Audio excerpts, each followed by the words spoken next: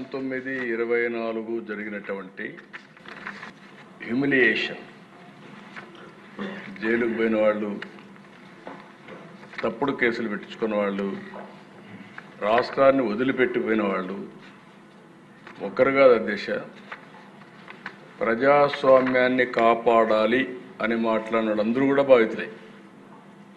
ఈరోజు ఇక్కడ స్పీకర్ గారు ఉన్నారు. ఆయన్నైతే నాకు బాగా జ్ఞాపకం, అయ్యన్న పాత్రుడు గారిని. కడాన ఆయన పైన పెట్టిన కేసు అటెంప్ట్ టు రేప్.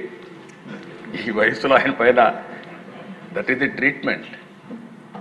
ఆయన ఇంటి దగ్గర అయితే ఎంత భయంకరంగా ప్రయత్నం చేశారంటే ఇక్కడ ఉండే వాళ్ళందరికంటే 5 సంవత్సరాలు ప్రతి ఒక్క కేసుని ప్రత్యక్షంగా మానిటర్ చేసి మళ్ళీ నిద్రలేని రాత్రులు, మళ్ళీ వీళ్ళు జైలుకు పోతే బయట వచ్చే వరకు ఇదే పని. అడ్వకేట్స్ డబ్బులు లేకపోతే అప్పులు చేసి కేసులు కూడా వాదించిన పరిస్థితి.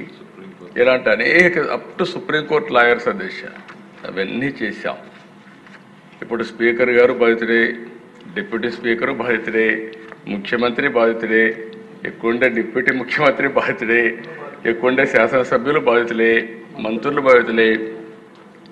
ఎప్పుడు అధ్యక్ష నా మీద ఎవరు కేసులు పెట్టాలంటే భయపడతారు, ఎందుకంటే నేను ఏ తప్పు చేయను కాబట్టి. నా విశ్వాసం ఏంటంటే నేను తప్పు చేయను, లీగల్గా టెక్నికల్గా పర్ఫెక్ట్గా ఉంటాను.